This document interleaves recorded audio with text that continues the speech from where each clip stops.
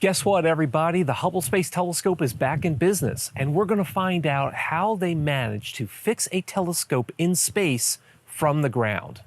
Welcome back to Launchpad. I'm Christian Reddy, your friendly neighborhood astronomer. The Hubble Space Telescope is back to full science operations with 3 working gyros. It won't have to make any adjustments for dropping back to a single gyro. It won't be constrained as to what parts of the sky it can look at. None of these other constraints that we were so worried about before. So how did the engineers on the ground manage to fix a telescope up in space?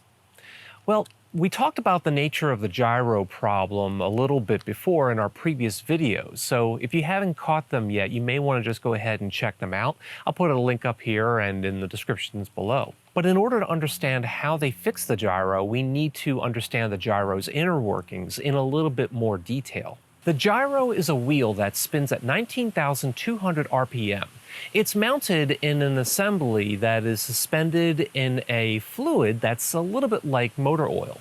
The operations team attempted to recover a backup gyro when the 3rd gyro failed on October 5th. This backup gyro wasn't totally dead, but it wasn't totally operational either. It was reporting ultra-fast spin rates that were actually higher than the gyro can physically produce. Since this gyro had been off for the last 7.5 years, the team were hoping that maybe it was just some bad data in the readouts and it could be cleared by doing a running restart. So they turned the gyro off for 1 second and then started it back up again before the wheel had time to slow down. Unfortunately, that didn't work. The gyro was continuing to report abnormally high spin rates, and so the team had to do some more analysis. They thought perhaps the float assembly inside the gyro had been knocked off center, perhaps by some debris from corroding wires. So on October 18th, the team commanded Hubble to execute a series of maneuvers in different directions in an attempt to dislodge whatever debris might have been blocking the gyro. In other words, they shook the telescope back and forth to see if they could shake the gyro loose. During these maneuvers, the gyro was switched between high and low rates, and the RPM data started to return to normal.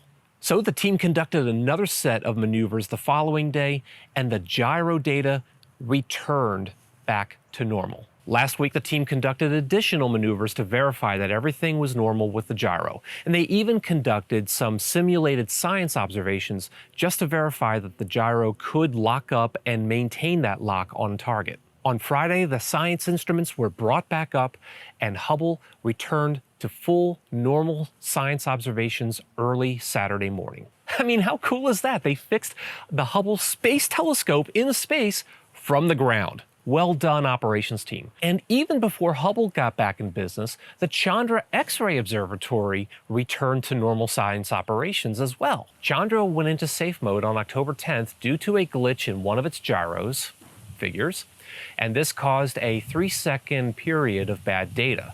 That in turn caused the computer on board Chandra to miscalculate its momentum and put the whole thing into safe mode. So the team switched to a backup gyro and put the glitchy gyro in reserve. So there you go. Hubble and Chandra are back in full science operation with 3 gyros each.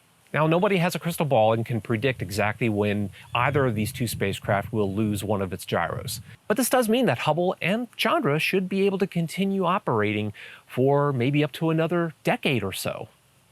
Maybe more if we're really lucky. And that'll be super cool because the James Webb Space Telescope will be in space starting, hopefully, around 2021. And that means that Hubble, Chandra, and James Webb could all potentially be doing science on the same target simultaneously in the next decade. One can hope.